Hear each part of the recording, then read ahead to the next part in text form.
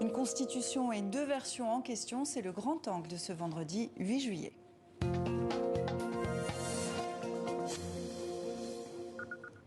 En Tunisie, le processus de réforme constitutionnelle s'enlise. Le juriste chargé de la rédaction du texte a désavoué la version amendée par le président, Kais Saied, de plus en plus contestée dans son virage autoritaire. C'est notre grand angle.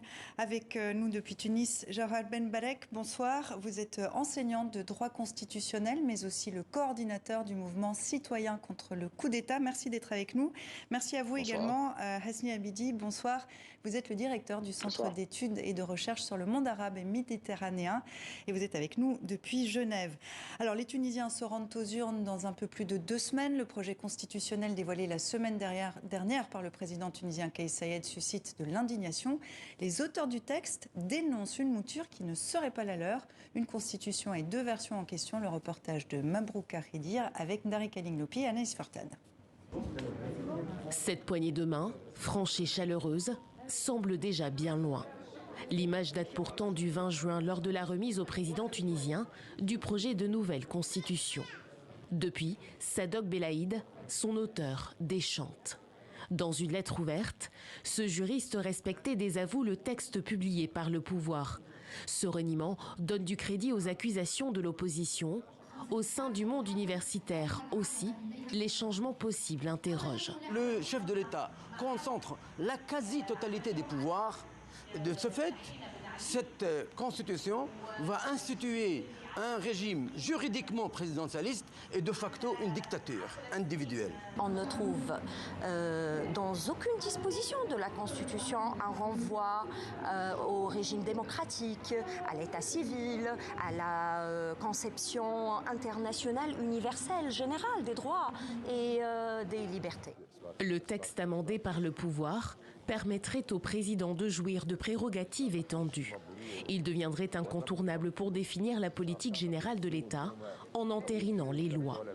Ces textes législatifs doivent aussi être examinés en priorité. La nouvelle constitution s'éloignerait donc du régime parlementaire en place depuis 2014. Le mouvement Tunisie en avant, proche du président Kais Saied, appelle à voter oui. C'est une constitution qui répond aux besoins de la Tunisie aujourd'hui sur 2 niveaux. La démocratie politique, mais aussi la démocratie sociale. Le projet de nouvelle constitution devrait être soumis à référendum le 25 juillet prochain. Sadok Belaïd, un juriste respecté, souligne le risque d'un régime dictatorial. Jawar Benbarek, est-ce que c'est votre crainte aussi ?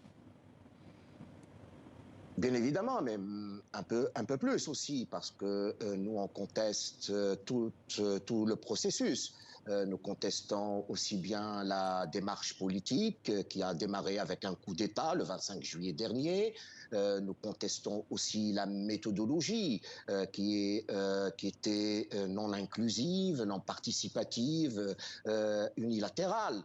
Une décision de mener le pays dans un processus constituant est une décision qui ne peut pas être prise par une seule personne, par un individu, suite à un coup d'État. Nous contestons aussi le contenu de ce texte, le contenu qui est à la fois un contenu rétrograde, limitatif de liberté, mais aussi un système déséquilibré au niveau des jeux de pouvoir et des équilibres du pouvoir. Donc nous contestons la totalité de la démarche, de la méthode, du contenu et même le processus de validation qui viendra probablement le 25 juillet prochain, c'est-à-dire le référendum. Nous le contestons. D'ailleurs, c'est la commission de Venise qui a jugé dernièrement que le processus du référendum, la manière d'organiser ce référendum n'est pas conforme aux standards internationaux. Et on comprend donc que c'est l'ensemble de ce processus que vous contestez. Hasni Abidi, est-ce que le régime parlementaire s'éloigne de plus en plus ? Est-ce qu'il y a une présidentialisation du régime ? Oui, absolument, parce que le président Kais Saied, finalement, est un partisan de l'exercice solitaire du pouvoir. Il a bien surfé sur la vague en voyant bien que les Tunisiens étaient outrés, étaient très déçus par, bien sûr, le blocage, la paralysie du système politique lors de la précédente législature, puisque les pouvoirs étaient un petit peu éparpillés entre les trois présidences, et c'est pourquoi, avec une nouvelle culture politique chez lui, qui ne croit même pas aux structures intermédiaires, aux institutions élues, et il a vu que l'occasion se présente à lui, puisque les Tunisiens aussi ont d'autres priorités économiques et sociales pour passer outre tous les garde-fous démocratiques et en avoir enfin une constitutionnalisation de son coup de force. Hasni Abidi, Kais Saied s'en défend. Selon lui, le projet de constitution publié reflète ce que le peuple tunisien a exprimé depuis la révolution de 2011. En quoi ce serait vrai ? Elle est très difficile parce que, vous savez, une constitution, c'est l'œuvre de consensus. C'est l'œuvre pas d'une majorité, mais en tout cas, elle reflète toutes les tendances tunisiennes. La rédaction de la constitution de 2014, elle est quand même une constitution qui a été faite, comme on dit en sciences politiques, dans l'ordre. Alors que cette nouvelle constitution, d'abord, elle est contestée par le rédacteur, par cette commission, par ce juriste, M. Sadar Belaïd. Et deuxième élément, c'est une constitution qui n'obéit pas finalement aux paramètres connus lors d'une rédaction d'une constitution qui se veut pluraliste. Jawad Ben Barek, qu'est-ce que ça changerait, qu'est-ce que cette nouvelle constitution changerait dans le quotidien des Tunisiens ? Eh bien, rien. Rien, parce que le problème de la Tunisie, les problèmes des Tunisiens n'ont rien à voir avec la Constitution. La Constitution de 2014 était un texte moderne, un texte démocratique qui établit les bases d'un régime démocratique et civil.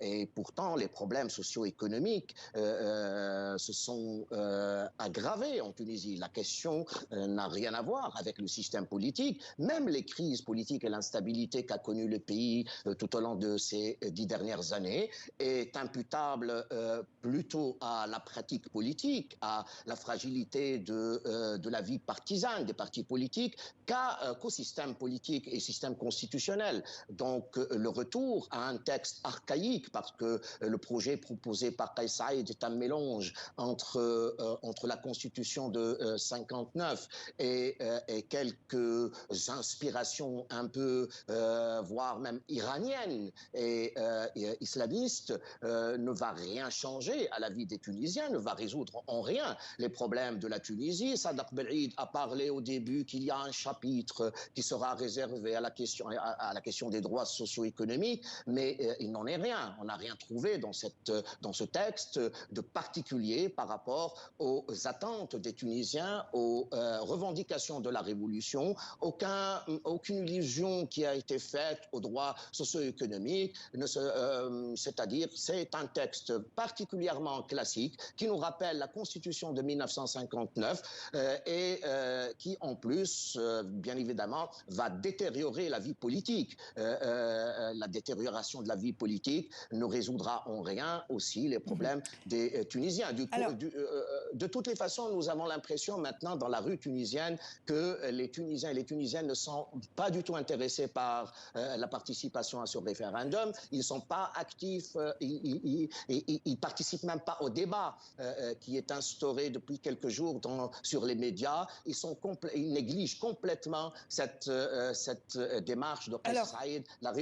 Alors, pas tous, je me permets de rebondir sur ce que vous dites, pas tous, puisque jeudi, la police a empêché des centaines de manifestants d'atteindre les bureaux de la commission électorale. On les voit sur ces images. Des rassemblements pour protester contre le référendum sur la nouvelle constitution avaient été organisés. Hasni Abidi, la contestation reste quand même relativement marginale, limitée. Est-ce que Kais Saied a le soutien des Tunisiens globalement ? Il est très difficile de répondre à cette question et il est certain que Kais Saied garde une certaine popularité. Difficile pour moi de la mesurer. On verra d'ailleurs le résultat de ce référendum sera un test grandeur nature sur justement l'importance de son audience auprès du Tunisiens. Il y aura certainement trois tendances. Il y aura une tendance qui va accepter cette constitution en pensant que la constitution va enfin stabiliser le pays, et une autre, bien sûr, qui va rejeter cette constitution puisqu'elle souffre de ce grand déficit en matière de référent démocratique et d'une grande ambiguïté dangereuse. Une troisième partie, c'est celle, la partie qui est indifférente, complètement indifférente à ce scrutin, à ce référendum. Mais on peut dire aujourd'hui qu'il y a quand même une classe moyenne, il y a une société civile qui reste éveillée. Le danger de cette constitution, et je pense que ça a commencé par l'arrivée de M. Kais Saïed, c'est évidemment c'est désactiver tous les contre-pouvoirs. Et on sait très bien que la Tunisie ne peut pas, en tout cas, connaître une stabilité si on laisse tous les pouvoirs aux mains d'un seul homme, puisque chef du gouvernement est remplacé par un Premier ministre. Finalement, on arrive à plutôt à une fonction d'assistant, de président de la République. Le pouvoir judiciaire, qui est très important, devient une fonction judiciaire. C'est vraiment une régression par rapport à ce qu'a connu la Tunisie auparavant. Le référendum ne prévoit pas de participation minimale. Ça veut dire que le changement de constitution pourrait entrer en vigueur malgré une faible participation. Jawar Ben Barek, est-ce que vous appelez les Tunisiens à se rendre aux urnes dans 2 semaines et demie ? Non, nous avons déjà appelé les Tunisiens à boycotter ce référendum. Comme je viens de le préciser, nous rejetons tout le processus et nous avons fait appel au nom du Front du Salut national et au nom aussi du mouvement citoyen contre le coup d'État à un boycott général de ce référendum qui ne réunit pas les conditions d'un référendum transparent et démocratique. Bien évidemment, une remarque sur l'illusion de la popularité de Kais Saïed. Kais Saïed ne bénéficie d'aucune adhésion populaire à son projet. Et on en a la preuve quand il a organisé ce qu'on appelle la consultation électronique préparatif à l'écriture de ce texte. La participation n'a pas dépassé les 5%, alors qu'il s'agissait d'une simple manipulation sur un écran d'ordinateur. Les Tunisiens ont complètement négligé la participation à cette consultation électronique. Puis, à 2 reprises, il faut se souvenir que Kais Saïed, à 2 reprises, a appelé ses adeptes directement. Il a fait un appel même à partir des locaux du ministère de l'Intérieur, mais on a trouvé dans la rue quelques dizaines de personnes, quelques centaines au plus. Merci beaucoup. Les Tunisiens appelés aux urnes le 25 juillet prochain. Jawar Ben Barek et Hasni Abidi, merci d'avoir été avec nous dans 64 minutes.